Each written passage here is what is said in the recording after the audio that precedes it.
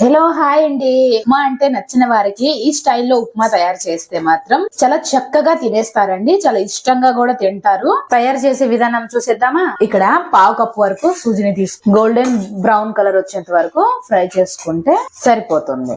వేగాక ఒక ప్లేట్ లోకి తీసుకోవాలి. ఇప్పుడు అదే ప్యాన్ లోకి 3 టేబుల్ స్పూన్ల ఆయిల్ వేసుకోవాలి. 1 టేబుల్ స్పూన్ పల్లీల్ని వేసుకోవాలి. ఇలా పల్లీలు కొద్దిగా వేగాక 1 టేబుల్ స్పూన్ మినపప్పు, 1 టేబుల్ స్పూన్ శనగపప్పు వేసుకొని ఫ్రై చేసుకోవాలి. అది కొద్దిగా వేగాక జీడిపప్పు 1 టేబుల్ స్పూన్, ఇవి కూడా లైట్ గా వేగాక పచ్చిమిర్చిని అలాగే ఉల్లిపాయల్ని అలాగే కరివేపాకుని కూడా వేసి వేయించుకోవాలి. ఇలా కొద్దిగా వేగాక ఆనియన్స్ అనేది అల్లాన్ని వేసుకోవాలి. అల్లం పచ్చివాసన పోయేంత వరకు ఫ్రై చేసుకుంటే సరిపోతుంది. తర్వాత ఇక్కడ నేను 60 ml వరకు కొబ్బరి తురుముని వేసుకుంటున్నానండి. ఇలా కొబ్బరి తురుము వేసుకుంటే టేస్ట్ అనేది చాలా బాగా వస్తుంది ఉప్మాకి. ఇలా కొబ్బరి తురుము కొద్దిగా ఆయిల్ లో ఫ్రై అయ్యేంత వరకు ఫ్రై చేసుకుంటే సరిపోతుంది. ఇలా వేగేటప్పుడే 1 టేబుల్ స్పూన్ చక్కెర అనేది వేసుకోవాలండి. టేస్ట్ అనేది చాలా బాగా వస్తుంది. ఇలా ఎర్రగా వేగాక 1 కప్పు ఉప్మా రవ్వకి 3 కప్పుల వరకు వాటర్ వేసుకుంటే సరిపోతుంది.